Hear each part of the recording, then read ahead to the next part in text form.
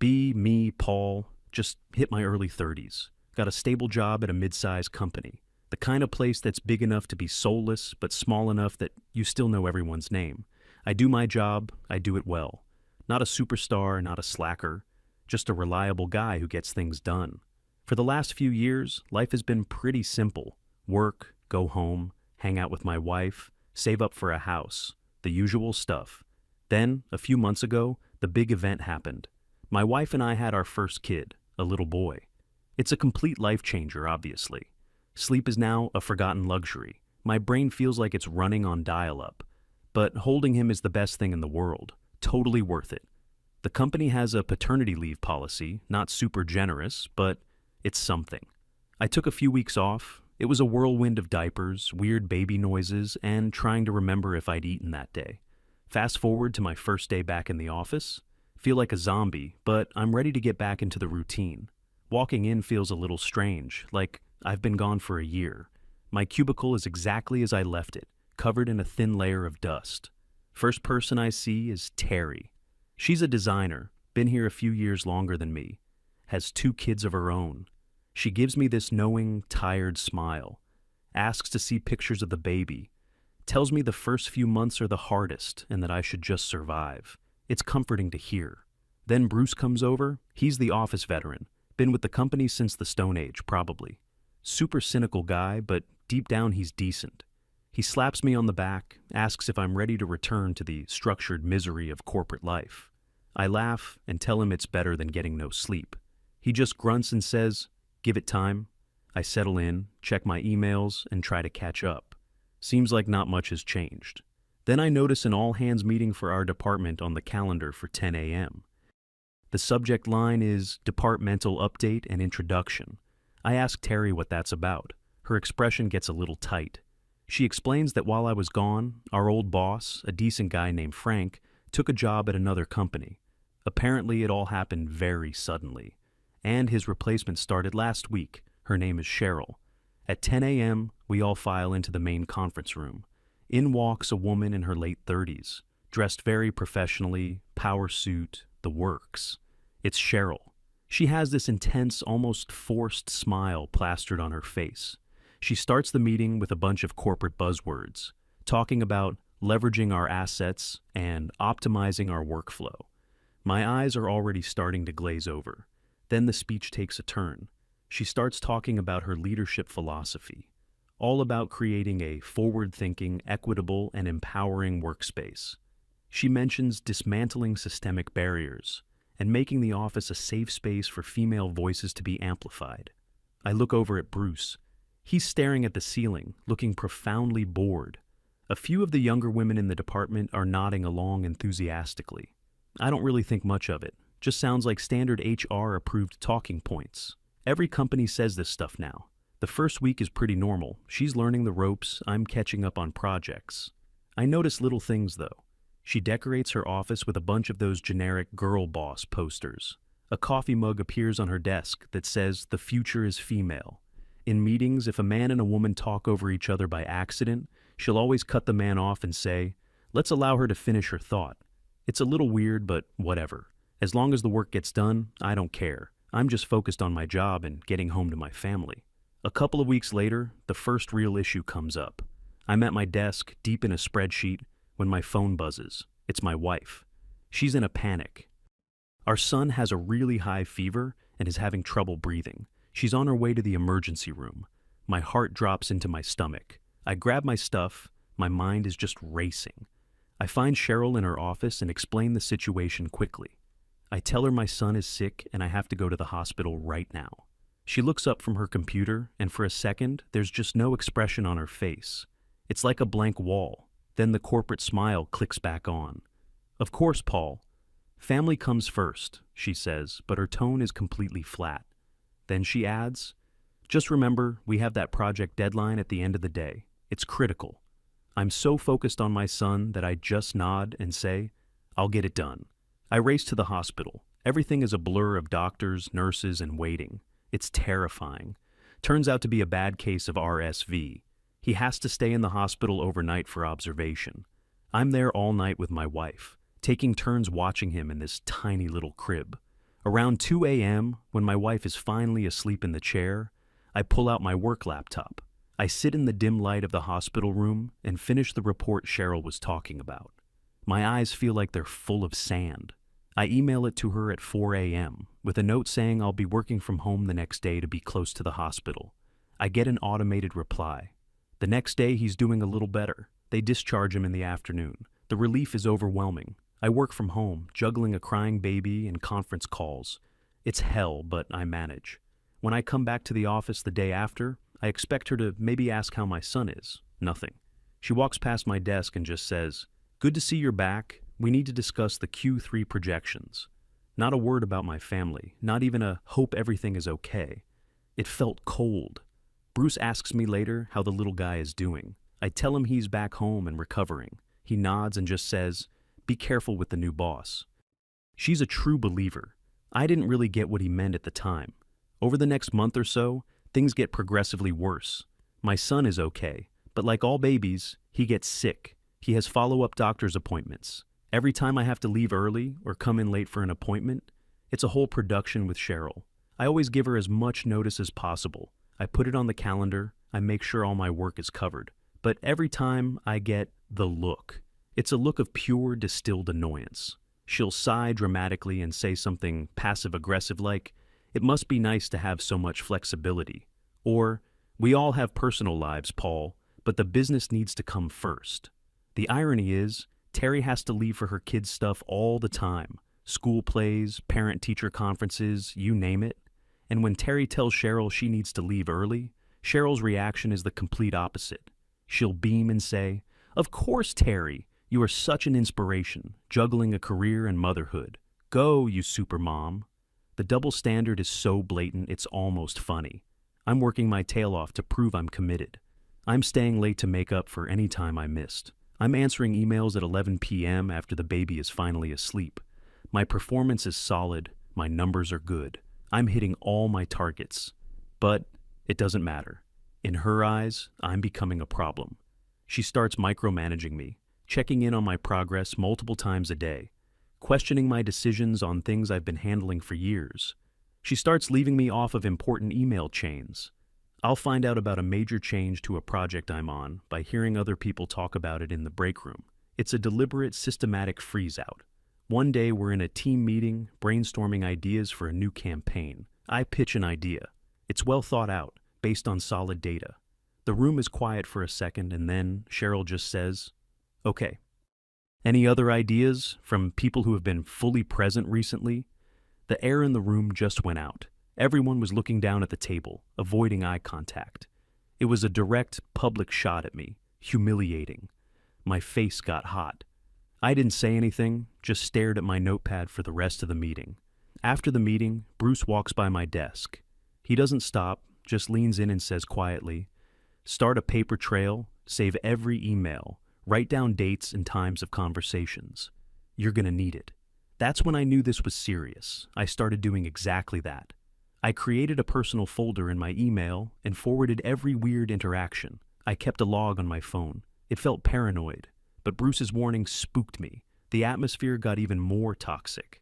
Cheryl started having these women in leadership lunches. She would invite all the women in the department, including Terry, to go out to a nice restaurant, all on the company card. The guys were just left in the office to eat their sad desk salads. It was framed as a mentorship opportunity, but it was obviously just a way to create an in-group and an out-group, and I was definitely in the out-group. She'd talk loudly in the office about male privilege and the invisible labor that women do. One time she was complaining about how men never seem to have to worry about the mental load of running a household.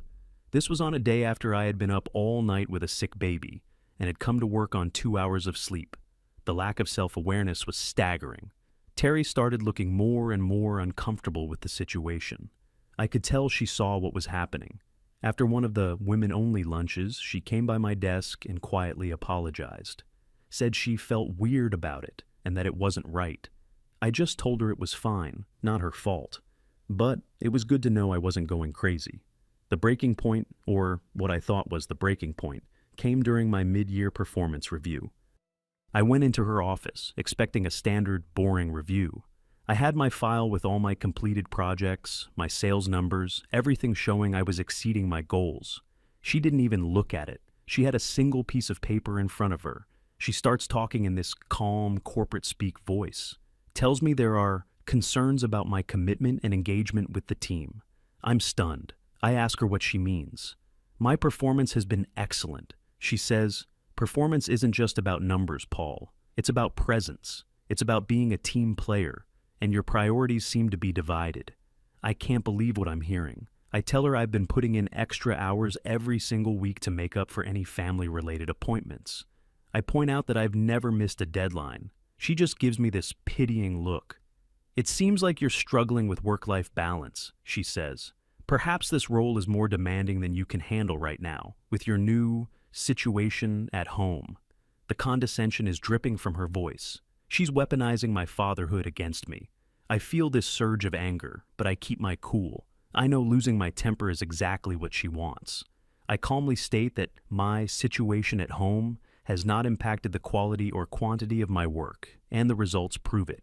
She ignores me and slides the piece of paper across the desk. It's a formal performance improvement plan, a PIP. Everyone in the corporate world knows what a PIP is. It's not a tool for improvement. It's the first step to getting fired. It's the company building a case against you. The PIP is full of vague, subjective nonsense. Needs to demonstrate increased proactive engagement in team meetings. Must exhibit a higher level of commitment to departmental goals. Should minimize personal disruptions during work hours. It was a joke, a completely fabricated document to justify getting rid of me. I ask her for specific measurable examples of where I've failed. She can't provide any. She just repeats the vague corporate phrases. We just need to see a more dedicated mindset from you, Paul. She tells me I have to sign it. I tell her I don't agree with the assessment. She says, you can add your comments, but your signature is just to acknowledge that we had this conversation. Her voice is cold as ice. I feel trapped. If I don't sign, it's insubordination. If I do sign, I'm agreeing to this sham. I write a short paragraph in the comments section, stating that I formally disagree with the contents of the review, and that my performance has consistently met or exceeded all documented expectations. Then I sign it. I walk out of her office feeling numb. I sit at my desk and just stare at my computer screen. The whole office is quiet. I think they know what just happened. Bruce catches my eye from across the room and gives me a small, grim nod. I feel completely isolated. Like the system is rigged and there's nothing I can do. She has all the power. I have none. I've worked hard, been a loyal employee, done everything right, and now I'm being punished for being a father, punished by a woman who preaches about equity and support all day long. The hypocrisy is nauseating. I go home that night and I don't tell my wife. I don't want to worry her. We have a new baby, a mortgage. The last thing she needs is to hear that I'm probably about to lose my job. I just hold my son and watch him sleep, and I wonder what the hell I'm going to do next. The PIP gives her a 30-day window to find any excuse, no matter how small, to finalize the process. The clock was officially ticking. I was walking on eggshells every second of every day at work. The next 30 days were the longest month of my life. Walking into the office every morning felt like walking into a hostile territory. I was under a microscope. I could feel her eyes on me every time I got up from my desk to get water.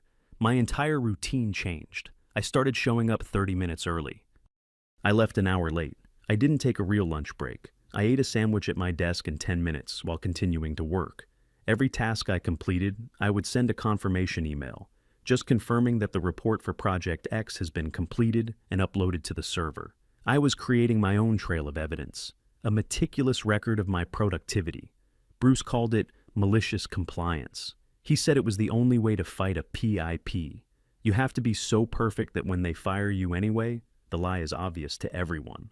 My interaction with Cheryl became robotic and formal. I only spoke to her when absolutely necessary. I kept every conversation brief and to the point. She, on the other hand, seemed to be enjoying it. There was this little smirk she'd get when she saw me hunched over my keyboard, working through lunch. It was a power trip for her. She was the one in control, and she wanted me to know it. She started trying to catch me slipping up. One afternoon, she came to my desk at 4:45 p.m., dropped a huge stack of papers on my desk. "I need you to analyze this data and have a summary report on my desk first thing in the morning." It was a ridiculous amount of work, a multi-day task, easily. She knew it was impossible. She was setting me up to fail. I just looked at her and said, "No problem, Cheryl. It'll be there." I didn't go home that night. I stayed in the office, fueled by vending machine coffee and sheer spite. I worked all through the night, my eyes burning. The empty office was eerie. At 6 a.m., I finished the report. I printed it, put it in a neat binder, and placed it right in the center of her desk. Then I went to the office bathroom, splashed some water on my face, and went back to my desk to start the new day. When she walked in at 8:30 a.m., she saw the report on her desk. She stopped dead in her tracks. She couldn't hide the flicker of surprise and disappointment on her face. She had expected me to fail. I hadn't. She picked up the report, flipped through it without really reading it, and put it down without a word. No thank you. No acknowledgement of the all-nighter I obviously pulled. That was her style. The goalposts were always moving. The office environment was tense. People knew what was going on. It wasn't a secret. My colleagues started treating me differently. Some of them avoided me completely, like I was contagious. They didn't want to get caught in the blast radius. I couldn't blame them. They had their own jobs to protect. A few, like Terry and Bruce, went the other way. Bruce would make a point of stopping by my desk to talk about sports or some random news story, just a normal conversation. It was his way of showing solidarity without being confrontational. Terry would quietly forward me emails that Cheryl had forgotten to include me on. One time, she saw me looking exhausted and just left a cup of coffee on my desk and walked away. These little things meant a lot. It was a reminder that I wasn't entirely alone. Cheryl's behavior got more and more brazen. She started scheduling urgent team meetings for 4:30 p.m. on Fridays. Meetings that would drag on for hours, filled with pointless circular discussions. It was a loyalty test. She wanted to see who was willing to sacrifice their personal time for her.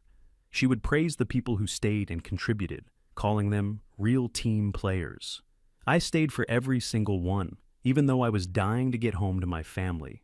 I would participate, offer constructive input, and act like this was a normal and reasonable thing to be doing at 7 p.m. on a Friday. Meanwhile, my home life was suffering. I was barely seeing my son awake. I'd leave before he woke up and get home after he was asleep. My wife was carrying almost the entire load. She was incredibly supportive, but I could see the strain it was putting on her. I felt like I was failing at work and at home. I was stretched so thin, I felt like I was going to snap. This was the work-life balance Cheryl was so concerned about. She was the one destroying it. One time, I had a dentist appointment that I had scheduled months in advance. It was during my lunch hour. I put it on the shared calendar a week ahead of time. I sent her a reminder email the day before. 10 minutes before I'm supposed to leave, she messages me, "I need you to join this client call in 5 minutes. It's mandatory." I knew it wasn't. It was a routine check-in call that my junior colleague could have handled. I had to call the dentist and cancel, getting charged a cancellation fee. I sat on that pointless call, seething, while she sat in her office, probably smiling. It was a constant game of psychological warfare. I was about 3 weeks into the PIP. I was exhausted, but I was surviving. I hadn't given her a single concrete reason to fire me. I had documented every task, met every deadline, and tolerated every bit of humiliation she threw at me. I was starting to think I might actually make it through the 30 days. Maybe, just maybe, if I was perfect enough, she'd have to back off. I was naive. It was a Wednesday. I remember it was gray and rainy outside. The day was a blur of meetings and reports, same as any other day in the pressure cooker. Around 2 p.m., my phone, which was on my desk face down, started vibrating like crazy. I glanced at it. It was my wife. She never calls me multiple times in a row unless it's a true emergency. My blood ran cold. I picked up the phone and answered. I couldn't even understand what she was saying at first. She was hysterical, crying so hard she couldn't breathe. "He's not breathing. Paul, the baby's not breathing." The world just stopped. Those words, they just don't compute. My brain couldn't process it. She was sobbing that she had called 911 and the paramedics were on their way. I don't remember what I said. I think I just kept repeating, "I'm on my way." I hung up the phone. My hands were shaking so bad I could barely function. I just stood up. I didn't grab my coat, my bag, nothing. My entire universe had just shrunk down to one single point. Get home. Terry was at the desk next to mine. She saw the look on my face and her eyes went wide. Paul, what's wrong? I think I mumbled something about the baby. I couldn't form a coherent sentence. I started running towards the exit. As I passed Cheryl's office, her door was open. She was on the phone, laughing about something. I didn't stop. I didn't have time to explain. All I could think about was getting to my son. Terry, bless her, understood. As I was running out, I heard her shouting behind me, "Cheryl, it's an emergency! Paul had to leave. His son!" I didn't hear Cheryl's reply. The drive home was the worst 20 minutes of my life. I have no memory of it. I just know I ended up in my driveway. An ambulance was there, lights flashing. I ran inside. The image will be burned into my brain forever. 2 paramedics working on my tiny son on the living room floor.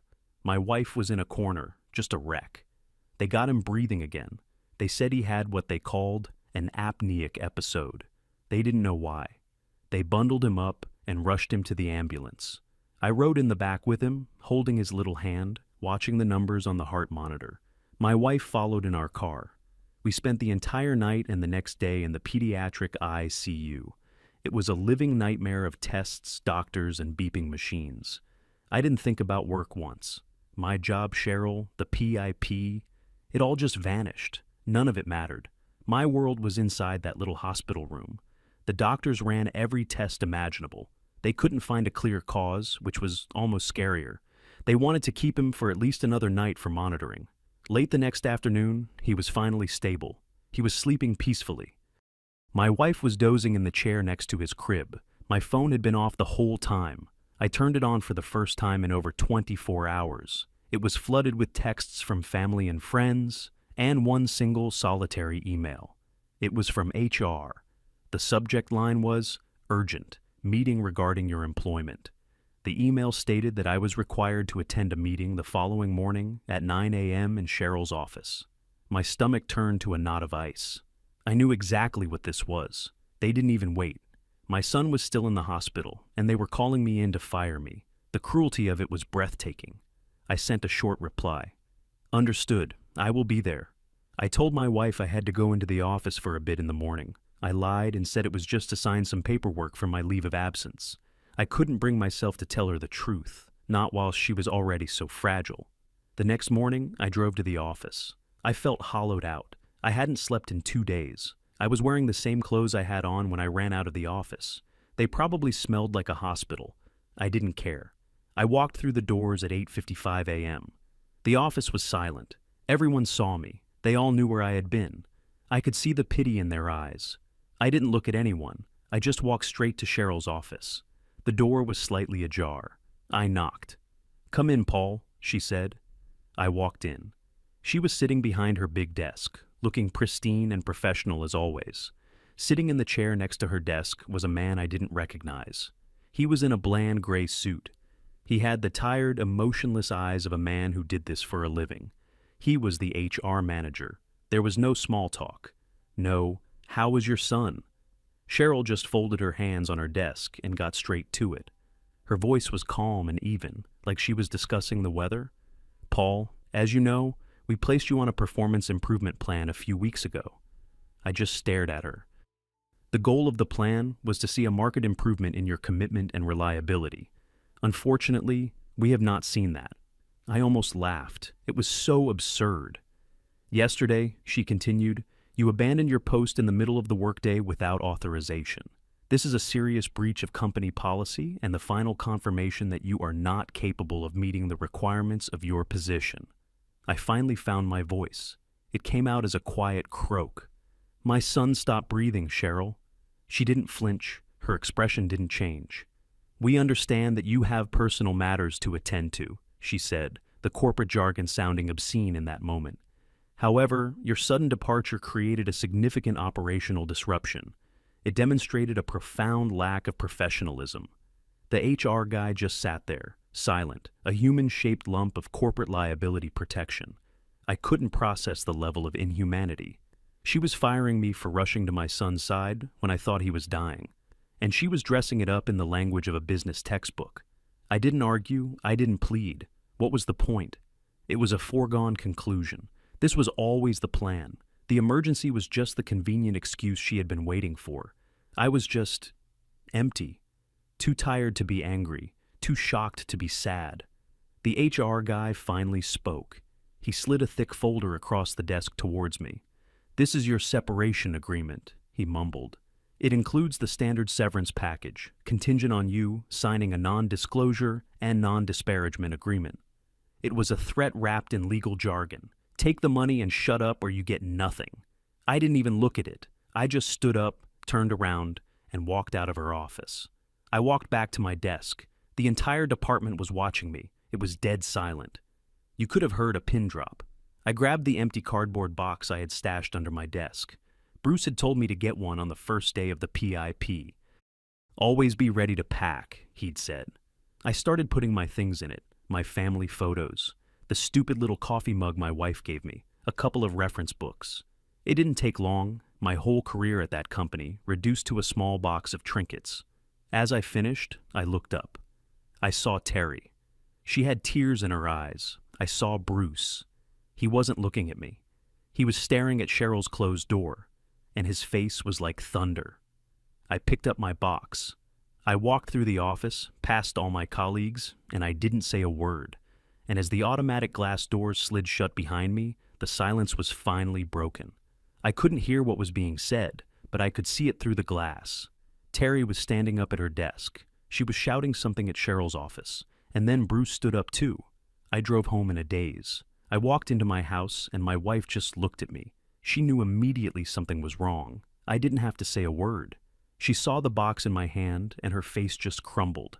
I finally told her everything. The PIP, the harassment, the meeting, all of it. She didn't get angry at me for not telling her sooner. She just hugged me. We sat there for a long time, just holding each other while our son was still miles away in a hospital. It was the lowest point of my entire life. I felt like a complete failure, unemployed, a sick kid, a mortgage to pay. The whole system I had trusted and worked hard in had just chewed me up and spat me out. The next few days were a blur. My son got better, thank God. They let him come home after another day of observation. Having him home was the only thing that kept me from falling into a black hole. I was just going through the motions, applying for unemployment, trying to polish my resume. I didn't look at the severance agreement. I just left it in the folder. About 3 days after I was fired, my phone rang. It was Bruce. I almost didn't answer. I wasn't in the mood to talk to anyone, but I did. "Don't sign a damn thing," was the first thing he said. No hello. I told him I hadn't. "Good," he said. "Things are interesting here." He told me what happened after I left. Apparently, the moment I was out the door, Terry went off. She stood up and yelled at Cheryl's closed door, something like, "Are you proud of yourself? Firing a man while his child is in the ICU? What kind of feminist are you?" A few other people started shouting too. The whole department just erupted. Cheryl had apparently locked herself in her office for the rest of the day. Bruce said the atmosphere in the office was pure poison now. No one was doing any real work. Everyone was angry. The women Cheryl had been trying to champion were the most disgusted of all. They saw her for what she was, a bully who used ideology as a weapon. He told me to hang tight and call a lawyer. He gave me a name and number. It felt good to hear. It felt like I wasn't crazy. Other people saw the injustice. I called the lawyer Bruce recommended. He listened to my whole story patiently.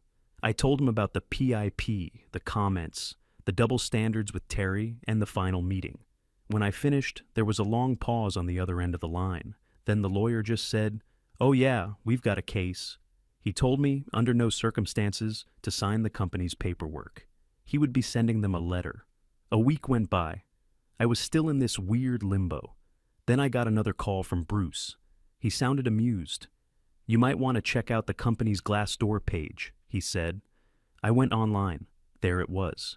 A new, long, detailed review of our branch. It was anonymous, but I knew it was written by someone in the department. The language was too specific. It was brutal. It talked about a toxic new manager who fosters a culture of fear and favoritism. It mentioned how she preaches empowerment while actively discriminating against male employees, particularly fathers. It described the women-only lunches and the passive-aggressive comments in meetings. The final line was, "If you are a man, have a family, or believe in actual equality instead of corporate-branded hypocrisy, do not work here. You will be targeted and pushed out." The review had dozens of helpful votes already. Bruce told me that Cheryl had held a furious meeting about the review. She demanded to know who wrote it. She threatened to have IT track down the author. People just stared at her blankly. No one said a word. The silent rebellion was in full swing. Productivity had dropped to near zero. Deadlines were being missed left and right. When Cheryl asked for status updates, people would give her vague, unhelpful answers. Important files would get accidentally moved to the wrong server folder, causing hours of delay. Someone mistakenly messed up the scheduling for a huge client presentation, forcing Cheryl to apologize and reschedule, which made her look incompetent to her own bosses. It was death by 1,000 paper cuts. Bruce said she was losing control, and she knew it. She was becoming more and more erratic. A few days later, he called me again. This time, his voice was serious. "It's happening," he said. He told me that he and Terry had drafted a formal letter. It wasn't just a complaint. It was a detailed, chronological account of everything Cheryl had done, starting from her first week. It detailed the public humiliation, the impossible workloads, the biased treatment, and the circumstances of my firing. Terry's testimony was the centerpiece. She contrasted how Cheryl treated her as a working mother versus how she treated me as a working father. It laid the hypocrisy bare. They didn't send it to the local HR guy. They knew he was useless. They researched the company's corporate structure and found the name of the vice president of a major division, a guy several levels above Cheryl. They sent the letter directly to him, and they got about 10 other people in the department to co-sign it. "We just dropped a bomb on HQ," Bruce said. "Now we wait to see what happens." I didn't have to wait long. 2 days later, my lawyer called me. He said he had just received a very panicked phone call from the company's head of legal. They wanted to talk, immediately. My lawyer told me that this was a very good sign. It meant the letter had hit its mark. He told me not to agree to anything and let him handle it. The next thing I heard, again from Bruce, was that the VP was flying in. He showed up at the office unannounced, a guy in a sharp, expensive suit. He didn't even talk to Cheryl at first. He commandeered a conference room and started calling people in, one by one. He called in Terry. He called in Bruce. He called in everyone who signed the letter. Bruce said the guy was no nonsense. He just sat them down and said, "Tell me everything. Don't leave anything out." Bruce said he laid it all out. He didn't hold back. He told the VP that Cheryl had destroyed the department's morale and was a massive liability to the company. Terry apparently walked him through the timeline, showing him emails and calendar invites that backed up their story. The investigation took the whole day. Cheryl was apparently pacing in her office like a caged animal. Finally, at the end of the day, the VP called her into the conference room. The door was glass. Bruce said the entire office just stopped working and watched. He said you couldn't hear what they were saying, but you could see it all. At first, Cheryl was talking, probably trying to defend herself. Then the VP started talking, and she stopped. Her face went from confident to concerned to pale white. At one point, she put her head in her hands. The meeting lasted about 20 minutes. The VP stood up and opened the door. Cheryl walked out. She looked completely defeated. She didn't look at anyone. She walked to her office, picked up one of those standard cardboard boxes, and started putting her things in it. The office was dead silent. The only sound was her putting her personal effects into the box. Bruce told me the best part was watching her pack her "The Future is Female" coffee mug. A security guard appeared and stood by her desk, just watching. When she was done, he escorted her out of the building. She didn't even get to say goodbye. A public walk of shame. The next morning, I was at home feeding the baby when my phone rang. It was a number I didn't recognize. I answered cautiously. "Is this Paul?" a man's voice asked. It was a calm, authoritative voice. I said yes. He introduced himself. It was the VP. The first words out of his mouth were, "On behalf of the entire company, I want to offer you our most sincere and profound apology." I was so shocked I didn't know what to say. He said that what happened to me was unacceptable and went against everything the company stood for. He said that Cheryl's employment had been terminated, and then he made me an offer. he offered me my job back, but not just my old job. He offered me a promotion to a senior position, a position that was technically a step above what Cheryl had been. He also offered me full back pay for the time I was gone, plus a significant additional sum as a formal settlement and apology to be handled through my lawyer. He said, "We messed up, Paul. We let a bad manager damage our team and hurt a good employee. We want to make it right. We want you to come back." I took a deep breath.